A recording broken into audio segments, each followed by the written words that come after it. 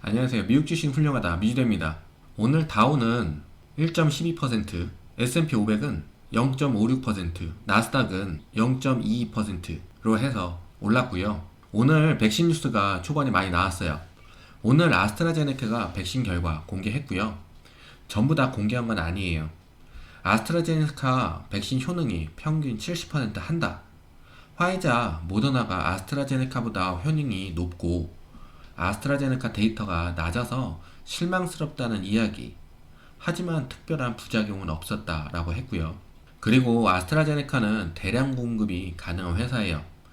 아스트라제네카에서는 두 가지 결과의 값을 가지는데 하나는 90%, 하나는 60%. 60%의 결과는 버리고 90% 성공 결과만 이야기한다면 파이자, 모더나, 아스트라제네카 총 3군데가 모두 백신 효과가 90%를 넘긴다는 이야기 나왔고요. FDA에서는 긴급 승인하면 24시간 안에 접종이 가능할 것이다 라고 했는데 영국은 접종이 더 빨리 시작할 수 있을 것이다 라고 했어요. 근데 문제가 일반 시민들이 과연 이 백신을 맞고 믿고 맞을 것이냐라는 거예요. 초반에 입증되면 그 후에 맞을 것이다. 그래서 광범위하게 맞는 시점은 뒤로 물러날 것이다 라고 하고요. 제가 만나는 사람마다 아무 뜻 없이 물어보는데 거의 다 안 맞을 거라고 합니다. 저도 역시 안 맞을 거고요. 그게 진짜 코로나 백신인지 독감 주사인지 알 길도 없고 부작용 이야기도 나오는데 맞는 게 맞는 건지 하는 생각도 들고요. 우선 제가 개인적으로 생각하는 부분은 그게 정말 코로나 백신일까 하는 의구심?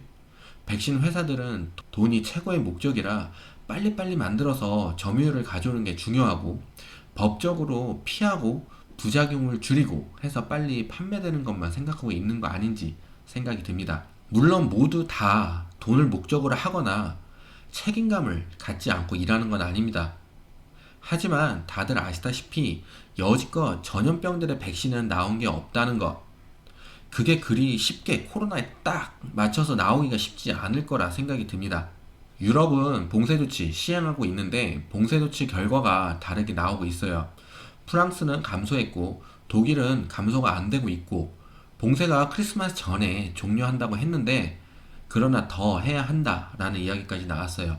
영국은 12월 2일에 종료한다 했고요. 봉쇄 조치가 효과가 있고 효과를 보는 나라가 있다라는 이야기. 그리고 오늘 옐런 전 연준 의장이 차기 채무장관으로 지명됐다는 소식. 그게 호재가 된 것도 있어요. 옐런은 비둘기 파적이다. 재임 때는 금리가 올라가서 아니라고 하는 사람도 있는데요. 학자 출신이고 연준에 오랫동안 있었죠. 그리고 월가의 평가가 굉장히 좋은 사람이에요. 데이터로서의 예측을 잘하는 사람으로 평가되고요. 위기 상황에서 대처를 잘할 것이다 라고 하고요. 연준 재임 기간 동안 S&P가 60% 올랐다고 해요.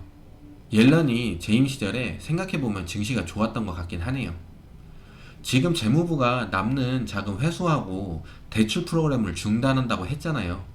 옐런이 지정되면 중앙은행하고 가깝기 때문에 잘 이끌어가 나갈 거다라는 이야기. 그리고 오늘 지표를 보면 제조업, 구매, 관리자 지수, PMI 예상이 53이었는데 56.7 나왔고요. 상회했어요. JP몰간에서 1분기를 마이너스 성장할 거라고 예상을 했잖아요.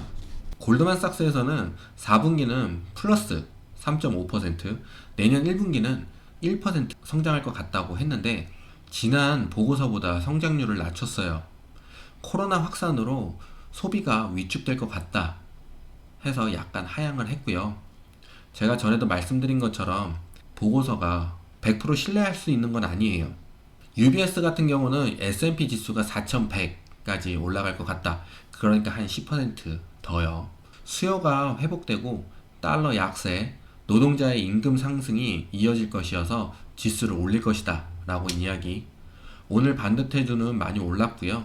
미국 주식을 매수해야 할 때다 라는 내용도 나왔고요.